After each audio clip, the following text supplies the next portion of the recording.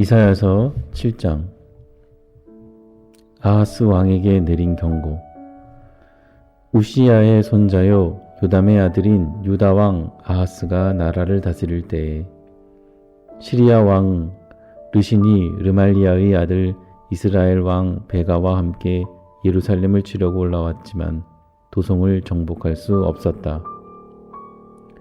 시리아 군대가 에브라임에 주둔하고 있다는 말이 다윗 왕실에 전해지자 왕의 마음과 백성의 마음이 마치 거센 바람 앞에서 요동하는 숲풀처럼 흔들렸다. 그때 주님께서 이사야에게 말씀하셨다. 너는 너의 아들 스알야숲을 데리고 가서 아하스를 만나거라. 그가 세탁자의 밭으로 가는 길, 윗못 물 빼는 길 끝에 서 있을 것이다. 그를 만나서 그에게 정신을 바짝 차리고 침착하게 행동하라고 일러라. 시리아의 르신과 르말리아의 아들이 크게 분노한다 하여도 타다가만 두 부직갱이에서 나오는 연기에 지나지 않으니 두려워하거나 겁내지 말라고 일러라. 시리아 군대가 아하스에게 맞서 에브라임 백성과 그들의 왕 르말리아의 아들과 함께 악한 계략을 꾸미면서 올라가 유다를 쳐서 겁을 주고 우리들에게 유리하도록 유다를 흩어지게 하며 그곳에다가 다브엘의 아들을 왕으로 세워놓자고 한다. 주 하나님께서 말씀하신다. 이 계략은 성공하지 못한다. 절대로 그렇게 되지 못한다. 시리아의 머리는 다마스쿠스이며 다마스쿠스의 머리는 르신이기 때문이다. 에브라임은 65년 안에 망하고 뿔뿔이 흩어져서 다시는 한 민족이 되지 못할 것이다. 에브라임의 머리는 사마리아이고 사마리아의 머리는 고작해야 르말리아의 아들이다. 너희가 믿음 안에 굳게 서지 못한다면 너희는 절대로 굳게 서지 못한다. 임마누엘의 징조. 주님께서 아하스에게 다시 말씀하셨다. 너는 주 너의 하나님에게 징조를 보여달라고 부탁하여라. 저 깊은 곳 수월에 있는 것이든 저 위 높은 곳에 있는 것이든 무엇이든지 보여달라고 하여라. 아하스가 대답하였다. 아닙니다. 저는 징조를 구하지도 않고 주님을 시험하지도 않겠습니다. 그때에 이사야가 말하였다. 다윗 왕실은 들으십시오. 다윗 왕실은 백성의 인내를 시험한 것만으로는 부족하여 이제 하나님의 인내까지 시험해야 하겠습니까?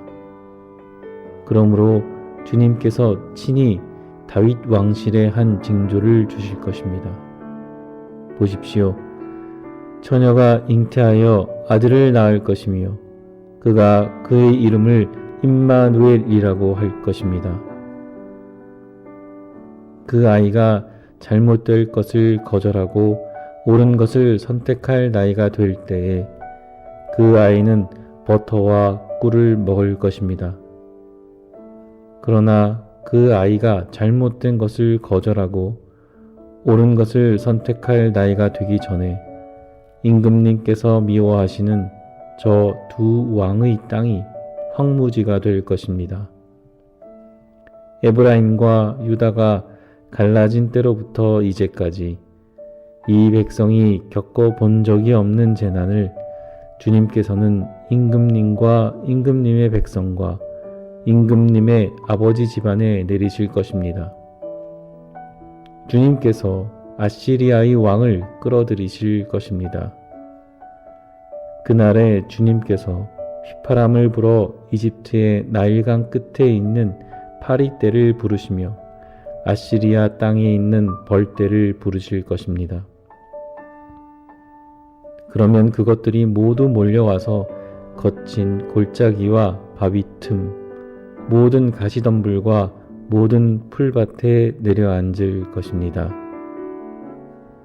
그날에 주님께서 유프라데스 강 건너 저편에서 빌려온 면도칼 곧 아시리아 왕을 시켜서 당신들의 머리털과 발털을 미실 것이요 또한 수염도 밀어버리실 것입니다. 그날에는 비록 한 농부가 어린 암소 한 마리와 양 2마리밖에 기르지 못해도 그것들이 내는 젖이 넉넉하여 버터를 만들어 먹을 수 있을 것입니다. 그 땅에 남아있는 사람들이 모두 버터와 꿀을 먹을 수 있을 것입니다. 그날에는 은 1000냥값이 되는 1000그루의 포도나무가 있던 곳마다 찔레나무와 가시나무로 덮일 것입니다. 온 땅이 찔레나무와 가시나무로 덮이므로 사람들은 화살과 활을 가지고 그리로 사냥을 갈 것입니다. 괭이로 일구던 모든 산에도 찔레나무와 가시나무가 덮이므로 당신은 두려워서 그리로 가지 못할 것이며 다만 소나 노아 기르며 양이나 밟고 다니는 곳이 되고 말 것입니다. 이사야서 8장. 징조가 된 이사야의 아들. 주님께서 나에게 말씀하셨다. 너는 큰 서판을 가지고 와서 그 위에 두루 쓰는 글자로 마헬살랄 하스바스라고 써라. 내가 진실한 증인 우리야 제사장과 여벨의 기야의 아들 스가랴를 불러 증언하게 하겠다. 그런 다음에 나는 예언자인 나의 아내를 가까이 하였다. 그러자 그 예언자가 임신하여 아들을 낳았는데 그때에 주님께서 나에게 이렇게 말씀하셨다. 그의 이름을 마헬살랄 하스바스라고 하여라. 이 아이가 아빠, 엄마라고 부를 줄 알기도 전에 아시리아 왕이 다마스쿠스에서 빼앗은 재물과 사마리아에서 빼앗은 전리품을 가져갈 것이다. 아시리아 왕의 침략. 주님께서 또 나에게 말씀하셨다. 이 백성이 고요히 흐르는 실로와 물은 싫어하고 르신과 르말리아의 아들을 좋아하니 나 주가 저 세차게 넘쳐 흐르는 유프라데스 강물 곧 아시리아 왕과 그의 모든 위력을 이 백성 위에 뒤덮이게 하겠다. 그때에 그 물이 온 셋강을 뒤덮고 둑마다 넘쳐서 유다로 밀려들고 소용돌이 치면서 흘러 유다를 휩쓸고 유다의 목에까지 찰 것이다. 임마누엘, 하나님께서 우리와 함께 계신다. 하나님께서 날개를 펴셔서 이 땅을 보호하신다. 너희 민족들아, 어디 전쟁의 함성을 질러 보아라. 패망하고 말 것이다. 먼 나라에서 온 민족들아, 귀를 기울여라. 싸울 준비를 하여라. 그러나 마침내 패망하고 말 것이다. 싸울 준비를 하여라. 그러나 마침내 패망하고 말 것이다. 전략을 세워라. 그러나 마침내 실패하고 말 것이다. 계획을 말해 보아라. 마침내 이루지 못할 것이다. 하나님께서 우리와 함께 계시기 때문이다. 주님께서 예언자에게 경고하시다. 주님께서 그 힘센 손으로 나를 붙잡고 이 백성의 길을 따라가지 말라고 나에게 이렇게 경고의 말씀을 하셨다. 너희는 이 백성이 모의하는 음모에 가담하지 말아라. 그들이 두려워하는 것을 두려워하지 말며 무서워하지도 말아라. 너희는 만군의 주 그분만을 거룩하다고 하여라. 그분만이 너희가 두려워할 분이시고 그분만이 너희가 무서워할 분이시다. 그는 성소도 되시지만 이스라엘의 두 집안에게는 거치는 돌도 되시고 걸리는 바위도 되시며 예루살렘 주민에게는 함정과 올가미도 되신다. 많은 사람이 거기에 걸려서 넘어지고 다치며 덫에 걸리듯이 걸리고 사로잡힐 것이다. 이사야와 그의 제자들, 나는 이 증언 문서를 밀봉하고 이 가르침을 봉인해서 나의 제자들이 읽지 못하게 하겠다. 주님께서 비록 야곱의 집에서 얼굴을 돌리셔도 나는 주님을 기다리겠다. 나는 주님을 의지하겠다. 내가 여기에 있고 주님께서 나에게 주신 이 아이들이 여기에 있다. 나와 아이들은 시온산에 계시는 만군의 주님께서 이스라엘에게 보여주시는 살아있는 징조와 예표다. 그런데도 사람들은 너희에게 말할 것이다. 속살거리며 중얼거리는 신접한 자와 무당에게 물어보아라. 어느 백성이든지 자기들이 신들에게 묻는 것은 당연하다. 산자의 문제의 교훈과 지시를 받으려면 죽은 자에게 물어보아야 한다. 이렇게 말하는 자들은 결코 동트는 것을 못 볼 것이다. 그들은 괴로움과 굶주림으로 이 땅을 헤맬 것이다. 굶주리고 분노한 나머지 위를 쳐다보며 왕과 신들을 저주할 것이다. 그런 다음에 땅을 내려다 보겠지만 보이는 것은 다만 고통과 흑암, 무서운 절망뿐일 것이니 마침내 그들은 짙은 흑암 속에 떨어져서 빠져나오지 못할 것이다.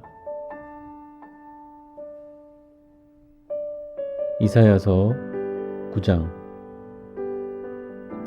어둠 속에서 고통받던 백성에게서 어둠이 거칠 날이 온다.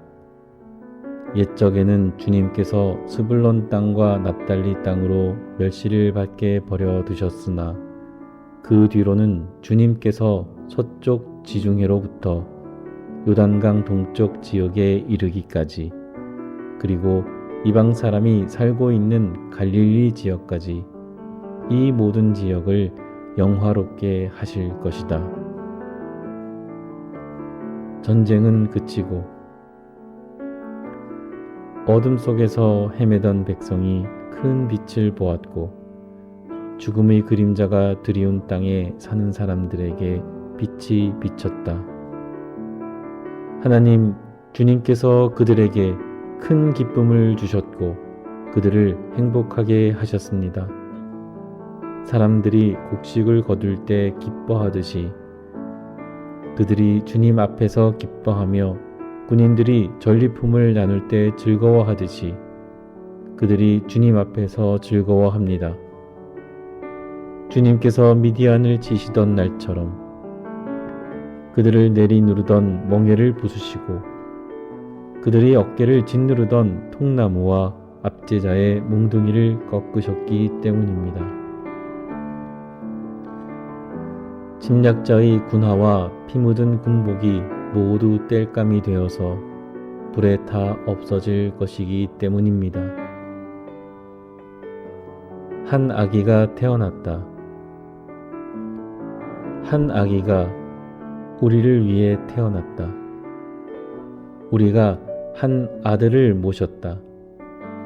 그는 우리의 통치자가 될 것이다. 그의 이름은 놀라우신 조언자, 전능하신 하나님, 영존하시는 아버지, 평화의 왕이라고 불릴 것이다.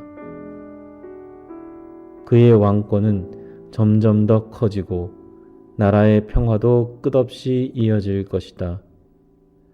그가 다윗의 보좌와 왕국 위에 앉아서 이제부터 영원히 공평과 정의로 그 나라를 굳게 세울 것이다. 만군의 주님의 열심이 이것을 반드시 이루실 것이다. 주님께서 이스라엘을 벌하실 것이다. 주님께서 야곱에게 심판을 선언하셨다. 그것이 이스라엘 백성에게 이를 것이다. 모든 백성 곧 에브라임과 사마리아 주민은 하나님께서 그들을 심판하실 것을 마침내는 알게 될 터인데도 교만하고 오만한 마음으로 서슴지 않고 말하기를 벽돌집이 무너지면 다듬은 돌로 다시 쌓고 뽕나무가 찍히면 백향목을 대신 심겠다 한다. 이 때문에 주님께서 그들을 치시려고 르신의 적을 일으키셨고 그들의 원수를 부추기셨다. 동쪽에서는 시리아 사람들이 서쪽에서는 블레셋 사람들이 그 입을 크게 벌려서 이스라엘을 삼켰다. 그래도 주님께서는 진노를 풀지 않으시고 심판을 계속하시려고 여전히 손을 들고 계신다. 그런데도 이 백성은 그들을 치신 분에게로 돌아오지 않았고 만군의 주님을 찾지도 않았다.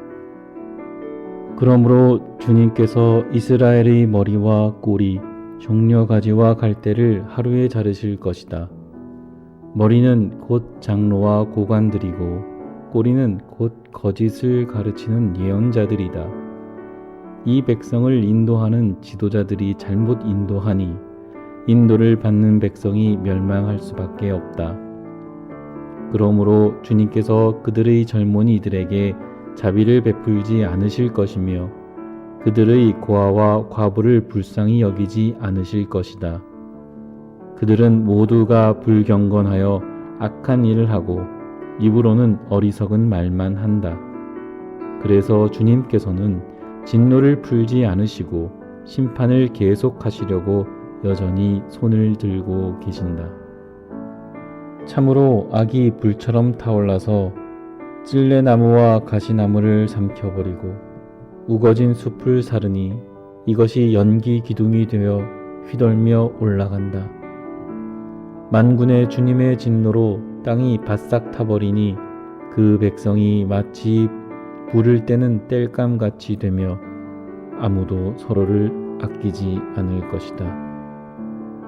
오른쪽에서 뜯어먹어도 배가 고프고 왼쪽에서 삼켜도 배부르지 않아 각각 제 팔뚝의 살점을 뜯어먹을 것이다. 므낫세는 에브라임을 먹고 에브라임은 므낫세를 먹고 그들이 다 함께 유다에 대항할 것이다.